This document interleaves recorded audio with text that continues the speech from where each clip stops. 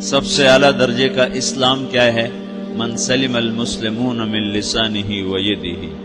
زندگی میں یہ طے کر لو، کوئی کتنا ہی تمہیں دکھ پہنچائے، کوئی کتنا ہی تمہاری بےعزتی کرے، چپ ہو جاؤ، سہ جاؤ۔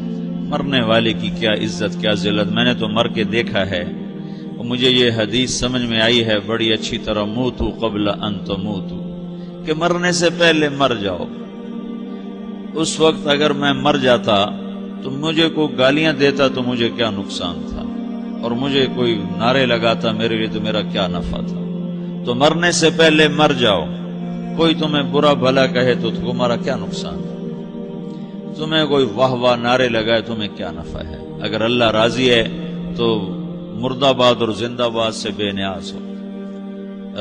ابو ذر رضی اللہ تعالیٰ عنہ کو ایک آدمی نے گالیاں دی تو انہوں نے فرمایا، بیٹا ایک گھاٹی آگے آ رہی ہے، اس میں گر گیا تو جو کچھ کہہ رہے ہو اس سے بھی زیادہ کا حقدار ہوں، اور اگر پار ہو گیا تو تیری گالیوں سے مجھے کوئی فرق نہیں پڑتا ہے۔ من سلم المسلمون من لسانہ و یدہ موتوا قبل ان تموتوا۔ چونکہ آج کل اخلاق ہیں انتقامی، معاف کرنے والے اخلاق ہیں نہیں، انتقامی اخلاق ہیں۔ ہمارا معاشرہ انتقامی ہے، اچھا کرو گے تو ہم اچھا کریں گے، برا کرو گے تو ہم برا کریں گے، جیسا کہو گے ویسا ہم سے سنو گے۔ یہ ہمارا ماحول ہے، یہ ہمارا۔ ایک ماں کہہ رہی تھی دوسری ماں کو، میرے پترا کدی کسی نے واسطے سلام نہیں کیتا، بڑے فخر سے کہہ رہی ہے، ہمارے اپنے گاؤں کی بات، میرے پترا کدی نہیں کسی نے واسطے سلام کیتا، مائی جڑا کرے انہوں کریں دیں، جڑا نہ کرے انہوں پوچھ دے ہی کوئی نہیں۔ یہ وہ فخر سے کہہ رہی ہے۔ جو سب سے بڑا عیب ہے وہ سب سے بڑا فخر بنا ہوا۔ میرے پتروں کدی نہیں کسی نے واسطے سلام کیتا۔ جب ماں باپ نے یہ سبق دیا تو اولاد کا کیا قصور ہے؟ تو ہمارا معاشرہ انتقامی ہے، ایک کی 10 سنانے کا ماحول ہے، تو آپ 100 کی ایک بھی نہ سناؤ۔ احنف بن قیس رضی اللہ تعالیٰ عنہ پہ ایک آدمی نے چڑھائی کر کہنے لگا، ایک سناؤ گے نا تو 10 سنو گے میری طرف سے۔ تو احنف بن قیس کہنے لگے، بھائی تو مجھے 100 بھی سنائے گا نا تو میری طرف سے ایک بھی تو نہیں سنے گا۔ ایک آدمی ان کی بڑی بےزتی کر رہا تھا اور وہ چل رہے تھے اور وہ 100 گالیاں بک رہا ہے۔ جب آ گیا نا قریب شہر تو کہنے لگے، دیکھا میرا قبیلہ یہاں رہتا ہے، اگر کسی نے سن لیا نا تو تیری بڑی دھلائی کر دے گا، تو نے جو مجھے گالیاں دینی میں کھڑا ہوں یہیں تو دے لے، تو اپنا سارا زور پورا کر لے تاکہ آگے تجھے کوئی تکلیف نہ پہنچا دے میری وجہ سے۔ تو وہ پاؤں پہ گر کے معافی مانگنے لگا کہ واقعی تو بڑے حلم والا ہے۔ وہ مشہور تھے اپنے حلم میں، بردباری، اور لوگ ان کا امتحان لینے آیا کرتے تھے کہ بھئی کوئی ہے جو احنف کو غصہ دلا دے، تو لوگ ناکام ہو جاتے تھے، ان کو غصہ نہیں آتا۔ ایسے ایک عرب سردار گزرا معن بن زائدہ، وہ بھی اپنے حلم میں بڑے مشہور تھے۔ ایک دفعہ لوگوں میں شرط لگ گئی کہ کوئی ہے معن بن زائدہ کو غصہ دلائے تو ہم اس کو انعام دیں گے۔ تو ایک شاعر نے کہا، میں غصہ دلاتا ہوں، تم دیکھنا ایسے سیخ پا ہو جائے گا جیسے جانور۔ تو وہ چلا گیا اس کی مجلس میں، دربار لگا، عرب سردار تھا بہت بڑا، دربار لگا ہوا، تو کہتا السلام علیکم، وعلیکم السلام۔ تو معن بن زائدہ پر ایک دور بڑے فقر کا گزرا تھا، پھر اللہ نے اس کو بہت بڑی سرداری دی، بنو عباس کا بہت بڑا یہ وزیر گورنر تھا۔ تو کہتا اتذکر اذ لحافک جلد شاۃ واذ نعلاک من جلد البعیر، کیوں بھائی تجھے یاد ہے جب تیرا بستر بکری کی کھال تھا اور تیرے جوتے اونٹ کی کھال کے تھے؟ تو کہنے لگا کیوں نہیں یاد، بھلا کوئی ماضی بھی بھولتا ہے؟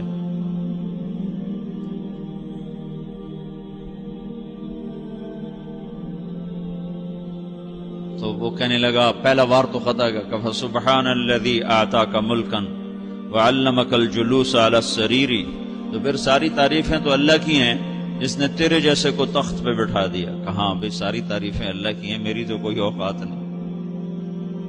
تو کہنے لگا، سأرحل عن دیار انت فیہا وان جار الزمان علی الفقیر، جہاں تیرے جیسا حکمران ہو وہاں مجھے رہنا گوارا ہی نہیں ہے، میں یہاں سے چھوڑ کے نکل جاؤں گا چاہے کتنی تکلیف اٹھاؤں۔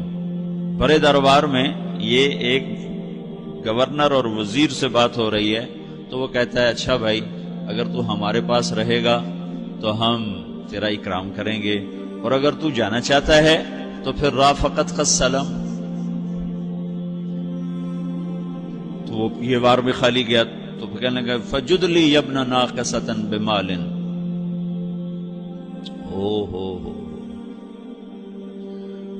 او گندی ماں کے بیٹے مجھے کچھ عطا بھی کر، میں بغیر پیسے کے سفر کیسے کروں گا؟ عرب کو کسی کو بھی ماں کی گالی دے دینا پھر عرب سردار ہو. فجد لی یبن ناقصۃ بمال، بری ماں کے بیٹے مجھے کچھ پیسے بھی دے، میں نے جانا ہے. میں کہا بھائی اس کو 3000 دے دیا جائے. اللہ، تو کہنے لگا قلیل ما آتیتنی و انی لأطمع منک فی الکثیر، یہ تو بہت تھوڑا تو نے دیا ہے، مجھے اور دے. کہا اچھا بھائی 3000 اور دے دو. تو وہ شاعر کی بھی آنکھیں پھٹ گئیں.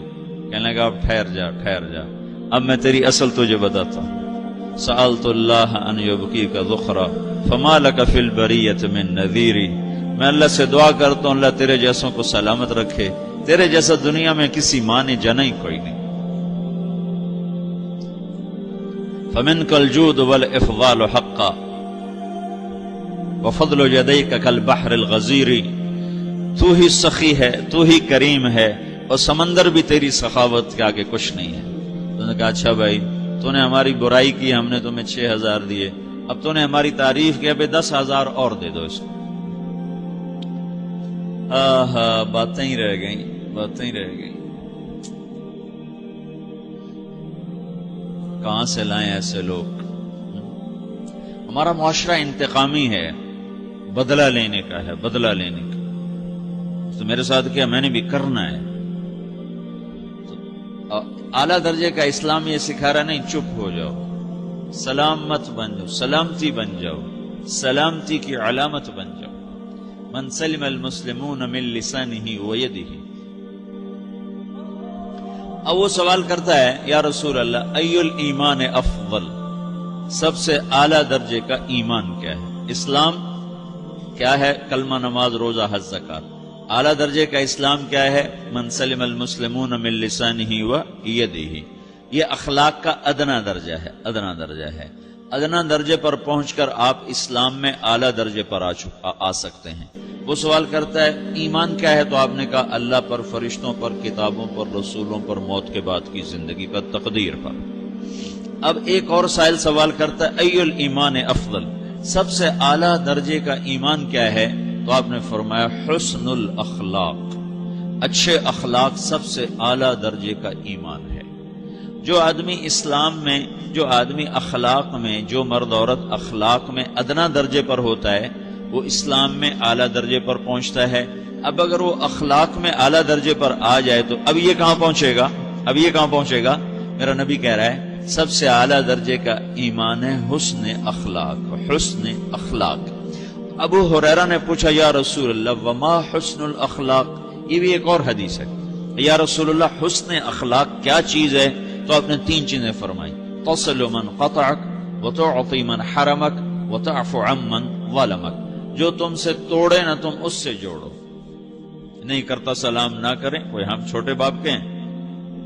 ہم تو کبھی بھی نہ کریں، ہم تو کبھی بھی نہ منہ تھوکیں بھی نہیں ہم تو میرا نبی کہہ رہا ہے جو توڑے تم اس سے جوڑو، جو محروم کرے اسے عطا کرو، جو زیادتی کرے اس سے درگزر کرو. یہ 3 کام جو عورت مرد کر لے گا یہ اخلاق کے اعلیٰ درجے میں ہے. جب یہ اخلاق کے اعلیٰ درجے پر پہنچتا ہے تو پھر میرا نبی کیا بشارت دیتا ہے؟ ادنا درجے پر پہنچ کر تو اعلیٰ مسلمان کی بشارت ہے، اور اخلاق میں اعلیٰ درجے پر پہنچ کر میرا نبی کہتا ہے کاد الحلیم ان یکون نبیا، اعلیٰ اخلاق والا بس نبی بنتے بنتے رہ جاتا ہے. اعلیٰ اخلاق والا ایسے ہے جیسے کہ نبی، قریب ہے کہ وہ نبی بن جائے. یہ تو ہے نا ترجمہ، لیکن ہم ہمارے اردو میں کہتے ہیں وہ نبی بنتے بنتے بنتے رہ گیا. کیا مطلب؟ کہ اس میں اور نبی میں صرف نبوت کا فرق رہ جاتا، باقی وہ سب کچھ حاصل کر لیتا ہے. تو یہ سارے دین کا میں نے آپ کو خلاصہ بتایا ہے کہ میری آپ کی ضرورت ہے کہ میرا اسلام اعلیٰ درجے کا ہو، من سلم المسلمون من لسانہ و یدہ، میرا ایمان اعلیٰ درجے کا ہو،